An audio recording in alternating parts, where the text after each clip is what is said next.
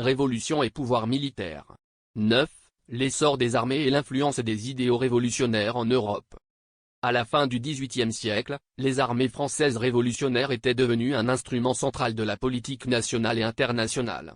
Grâce à la conscription massive et à la réorganisation militaire, la France put non seulement défendre ses frontières, mais aussi exporter ses idéaux révolutionnaires à travers l'Europe. Les victoires militaires, comme celles remportées en Italie et aux Pays-Bas, démontraient l'efficacité d'une armée motivée par des principes idéologiques plutôt que par de simples obligations féodales. Chaque soldat était encouragé à percevoir son rôle non seulement comme un devoir, mais aussi comme une mission pour protéger et propager la République. Cette mobilisation de masse permit à la France de résister aux coalitions formées par les monarchies européennes, souvent mieux équipées mais moins unifiées sur le plan idéologique. L'influence des idéaux révolutionnaires ne se limita pas au champ de bataille. Les territoires conquis furent soumis à des réformes politiques et sociales inspirées par la Révolution française. L'abolition des privilèges, la mise en place d'administrations locales démocratiques et l'introduction de nouvelles lois civiles permirent de répandre les notions de citoyenneté et d'égalité.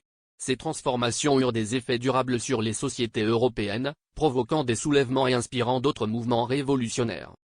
Cependant, cette expansion eut également des conséquences complexes. La présence militaire française dans ces territoires engendra des tensions et des résistances locales. Certaines populations percevaient les réformes imposées comme une domination étrangère, ce qui provoqua des révoltes et des conflits prolongés.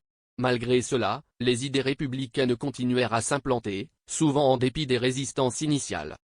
Sur le plan interne, la France dut faire face à la gestion des ressources et au moral de la population. Les guerres constantes exigeaient une production accrue, une discipline stricte et une mobilisation continue, tant dans l'armée que dans l'économie civile. La propagande, la mise en avant des héros révolutionnaires et la célébration des victoires permirent de maintenir l'adhésion populaire aux idéaux de la République. Ainsi, l'essor des armées révolutionnaires et l'influence des idéaux français illustrent comment un mouvement interne peut devenir un acteur majeur sur la scène internationale, transformant à la fois la politique, la société et la culture dans les territoires concernés.